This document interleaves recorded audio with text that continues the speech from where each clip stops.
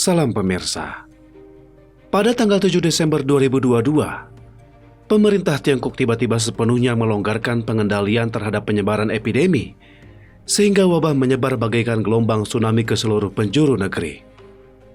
Dari konten yang tercantum dalam dokumen tingkat tinggi PKT terungkap bahwa pelepasan pengendalian dan pembukaan pintu gerbang negara itu memang sengaja dilakukan, karena rejim sudah hampir runtuh gara-gara melaksanakan pengendalian ketat selama 3 tahun.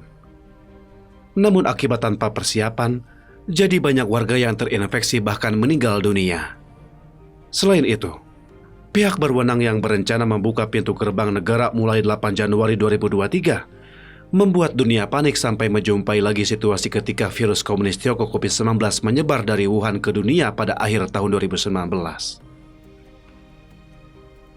PKT yang mengeluh penyebaran berjalan lambat angin menasionalisasikan infeksi dan membiarkan kematian bagi yang harus mati. Menurut berita yang diperoleh secara eksklusif oleh media Epoch Times, sebuah dokumen telah disampaikan oleh para pemimpin puncak PKT yang isinya mewajibkan semua daerah untuk menasionalisasikan infeksi sebelum penyelenggaraan 2 sesi di tahun 2023 yang biasanya diadakan pada bulan Maret, agar kasus infeksi secepatnya melampaui puncak kurva lalu menurun, dan tercapainya situasi kekebalan kelompok secara menyeluruh dalam 2 bulan untuk memastikan pemulihan produksi demi melindungi rejim PKT. Untuk alasan ini, pemerintah daerah dan perusahaan telah memperkenalkan peraturan baru yang mewajibkan semua karyawan yang positif terinfeksi untuk masuk bekerja dan tidak mengambil cuti sakit kecuali ingin upahnya dipotong. Songwen, nama samaran dari seorang karyawan perusahaan di Shanghai, mengatakan kepada reporter Epoch Times pada tanggal 27 Desember, Shanghai sekarang penuh dengan warga positif terinfeksi. Namun demikian, tim infeksi pusat masih saja mengeluhkan soal terlambatnya Shanghai membebaskan lockdown dan mengkritik pejabat setempat. Ada pejabat yang memberikan respon dengan mengatakan bahwa sudah banyak warga Shanghai yang terinfeksi dan meninggal dunia. Malahan oleh tim tersebut dijawab bahwa itu adalah keinginan atas yang terinfeksi, biarkan mereka terinfeksi, yang mati biarkan mereka mati. Beberapa waktu lalu, media juga pernah mengekspos ucapan tersebut. Pimpinan di atas juga mengatakan bahwa semua pembatasan kegiatan masyarakat akan dibuka agar produksi bisa kembali berjalan pada bulan Maret 2023. Ini sudah menjadi keharusan, kata Songwen. Hasil yang dicapai selama 3 tahun menjalankan pencegahan penyebaran epidemi yang ekstrim, penutupan kota, kebijakan 0 kasus dan lainnya hanya menghasilkan semakin banyaknya rakyat Tiongkok yang terinfeksi. Itu setara dengan memberantas warga yang negatif terinfeksi. Yahoo News yang mengutip ucapan orang dalam PKT melaporkan bahwa belum lama ini, pemerintah kota Wuxi, Jiangsu, telah mendapat kritikan dari pemerintah provinsi Jiangsu karena terlalu lambat dalam mendorong nasionalisasi positif. Jika seluruh warga sipil bisa paling sedikit 1 kali terinfeksi, diharapkan ekonomi dapat kembali berputar. Hu Ming, nama samaran dari seorang dokter di rumah sakit Hongqiao Shanghai, mengatakan kepada reporter Epoch Times pada tanggal 28 Desember, "Ini adalah pertama kalinya dalam 10 tahun terakhir saya melihat begitu banyaknya pasien yang datang berobat. Ramainya sudah seperti pusat perbelanjaan. Sampai banyak nakes yang ikut terinfeksi. Mereka yang sakit parah tidak bisa masuk kerja, sehingga jumlah nakes setiap harinya berkurang. Sedangkan nakes yang masuk terpaksa bekerja seharian. Bekerja 12 jam sudah menjadi hal biasa. Keesokan harinya harus masuk lagi. Mereka hampir terus-menerus bekerja di rumah sakit. Tentu saja saya sedih melihat begitu banyak pasien yang sedang menunggu. Saya berusaha untuk tetap tabah, menolong mereka karena itu adalah kewajiban seorang dokter," kata Hu Ming. PKT menasionalisasikan positif telah menyebabkan sejumlah besar pejabat tinggi dan warga sipil terinfeksi atau bahkan meninggal dunia. Hal ini secara tidak langsung membenarkan desas-desus yang beredar di masyarakat bahwa PKT telah mengeluarkan kebijakan nasional baru, yakni memanfaatkan keuntungan dari karakteristik penyebaran yang sangat pesat dari mutasi virus baru untuk secepatnya menginfeksi seluruh masyarakat dan secepatnya melewati puncak kurva infeksi lalu menurun, meskipun terpaksa membiarkan banyak warga yang kesehatannya tidak menunjang serta para lansia meninggal dunia. Dengan demikian, pemerintah dapat menghemat dalam jumlah besar pembayaran pensiun bagi rakyat, biar warga yang berbadan sehat saja yang tetap hidup, karena produksi harus segera dimulai lagi pada bulan Maret mendatang untuk menyelamatkan rejim dari keruntuhan. Fenomena paru-paru putih bermunculan, otoritas dibombardir karena menyangkal rumor. Namun, di luar dugaan tindakan kejam PKT yang tidak peduli dengan hidup matinya rakyat kembali mendapat pukulan. Baru-baru ini, sejumlah besar fenomena paru-paru putih telah muncul pada pasien yang sakit kritis di seluruh negeri, yang menyebabkan kematian pasien, termasuk pasien muda dan paruh baya yang semestinya masih produktif. Paru-paru putih mengacu pada gejala infeksi paru-paru yang parah.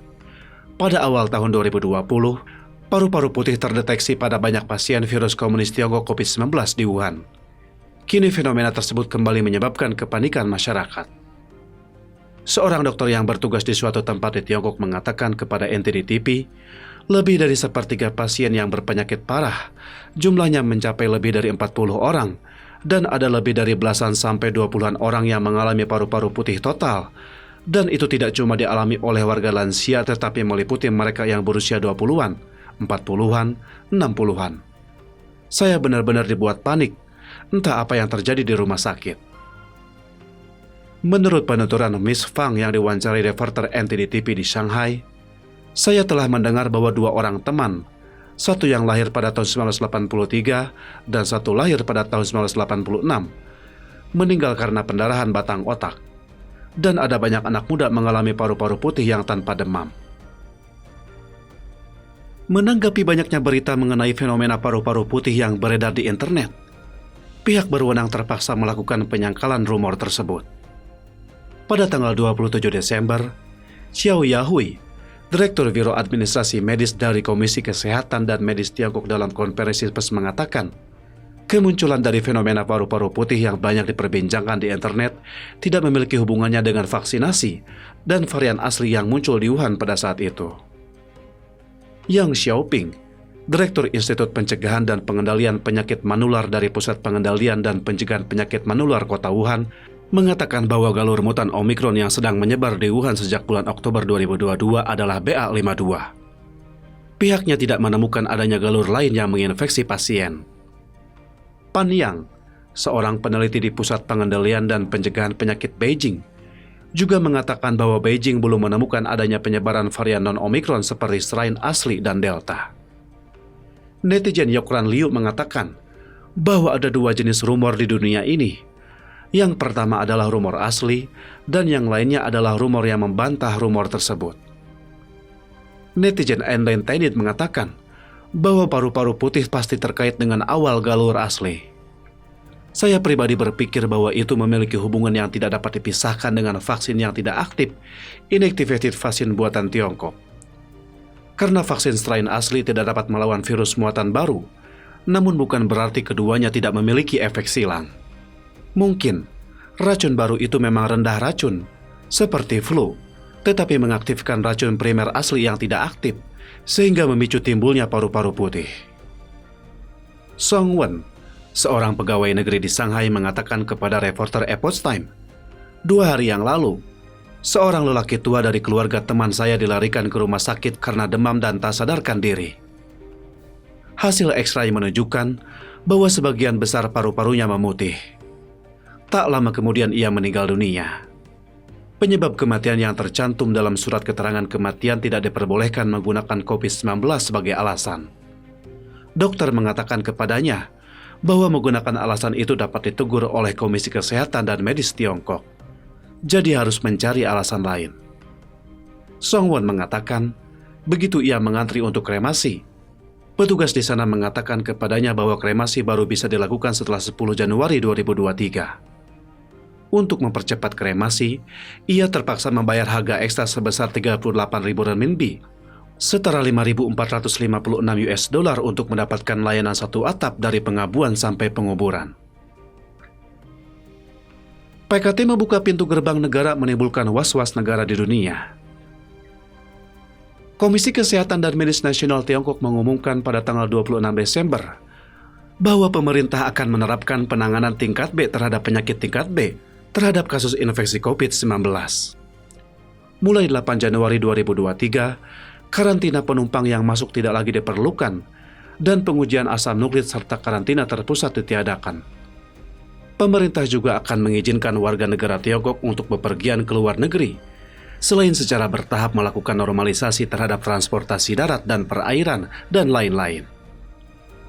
Yan Limeng, seorang ahli virus Hong Kong yang tinggal di Amerika Serikat, mengatakan dalam sebuah wawancara eksklusif self media Fang Fei Time bahwa Tiongkok membuka pintu gerbang negara pada bulan Januari tahun ini akan meningkatkan risiko virus menyebar secara lokal di berbagai negara. Yan Limeng mengatakan, beberapa orang di komunitas intelijen dan militer Amerika Serikat terkait penyebaran virus yang pernah berkomunikasi dengan saya telah mencapai banyak konsensus. Mereka juga memiliki banyak informasi tambahan dan pengalaman yang menghasilkan penilaian bahwa epidemi yang sedang merajalela di Tiongkok itu menyebar dalam bentuk yang mencurigakan. Yan Limeng menjelaskan, menurut gambar nyata yang dikumpulkan dari banyak rekan-rekan saya di daratan Tiongkok dan beberapa informasi rahasia yang kami peroleh dari internet, semua orang menyadari bahwa PKT tidak hanya menyembunyikan kebenaran, tetapi semakin banyak bukti menunjukkan bahwa bukan cuma Omikron atau varian aslinya yang sedang menyebar di Tiongkok.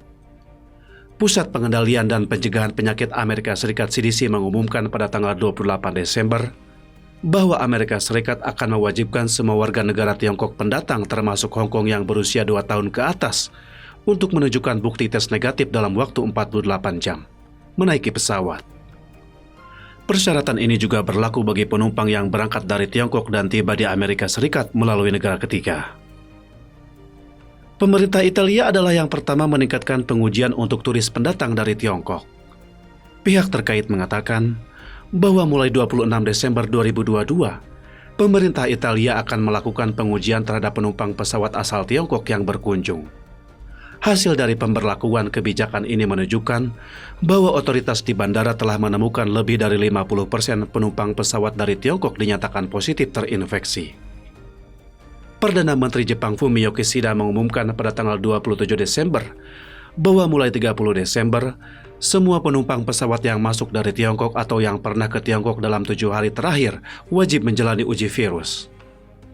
Kementerian Kesehatan India telah menyatakan pada tanggal 24 Desember bahwa penumpang pesawat dari Tiongkok, Jepang, Korea Selatan, Hong Kong, dan Thailand akan diminta untuk memberikan sertifikat tes asam nuklir negatif. Jika hasil tesnya positif, mereka akan dikarantina. Tedros Adhanom Ghebreyesus, Direktur Jenderal Organisasi Kesehatan Dunia WHO, mentweet pada tanggal 30 Desember bahwa akibat kurangnya transparansi informasi yang diberikan pemerintah Tiongkok, dirinya dapat memahami bahwa banyak negara telah melakukan pembatasan terhadap pelancong dari Tiongkok demi melindungi kesehatan rakyatnya. Pada tanggal 25 Desember, portal Tiongkok NetEase menerbitkan sebuah artikel yang menyebutkan bahwa banyak negara telah memberlakukan pemeriksaan asam nuklir terhadap pendatang dari Tiongkok. Setelah pembebasan lockdown, justru seluruh dunia menaruh kewaspadaan tinggi terhadap Tiongkok. Artikel ini sekarang telah dihapus oleh pihak berwenang. Cukup sekian dulu, terima kasih atas perhatiannya.